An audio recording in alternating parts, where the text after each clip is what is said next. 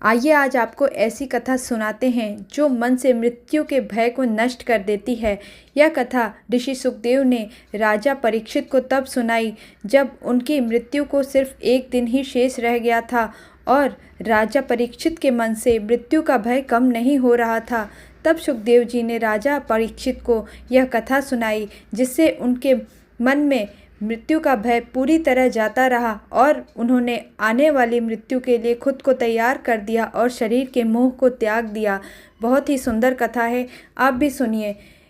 एक बार एक राजा जंगल में शिकार खेलने गया और रास्ता भटक गया। रात होने पर वह आसरा ढूंढने लगा।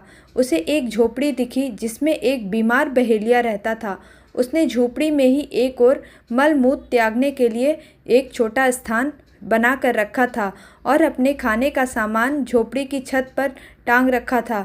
उसे देखकर राजा पहले तो ठिठका, पर उसे और कोई आश्रय न दिखाई दिया। तब उसने बहेलिये की झोपड़ी में ही रात गुजारने का निर्णय लिया और बहेलिये से प्रार्थना की कि उसे झोपड़ी में ही रात गुजारने दे। बहेलिया बोला, मैं राहगीरों को अक्सर अपनी झोपड़ी में ठहराता हूँ, लेकिन दूसरे दिन जाते समय वे झोपड़ी छोड़ना ही नहीं चाहते हैं, इसलिए मैं आपको ठहरा नहीं सकता। राजा ने उसे वचन दिया कि वह ऐसा नहीं करेगा। सुबह उठते उठते उस झोपड़ी की गंध में वह राजा ऐसा रच और बस गया कि उसे वहीं रहने की बात सूझने लगी और वह उस झोपड़ी को छोड़कर जाने के लिए तैयार ही नहीं हुआ।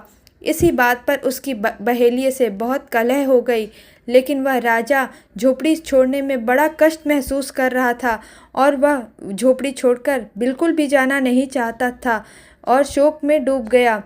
यह कथा सुनाकर सुखदेव ने राजा परीक्षित से पूछा, हे राजन, क्या उस राजा के लिए उस झोपड़ी को छोड़ने के लिए यह झंझट करना उचित था?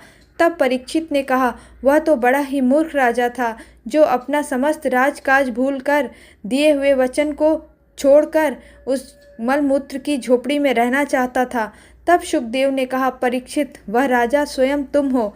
इस मलमूत्र की कोठरी में तुम्हारी आत्मा की अवधि पूरी हो गई है। जो यह देह है वह मलमूत्र की कोठरी है और इसमें अब तुम्हारी आत्मा की अवधि पूर्ण होने वाली है। तुम इसे छोड़कर जाने की अपेक्षा झंझट फैला रहे हो, क्या यह उचित है? यह सुनकर परीक्षित ने मृत्यु के भय को भुलाते हुए मानसिक रूप से निर्वाण की तैयारी कर ली और अंतिम दिन उन्होंने भागवत कथा का श्रवण पूरे मन से किया। हरे कृष्णा, श्री राधे।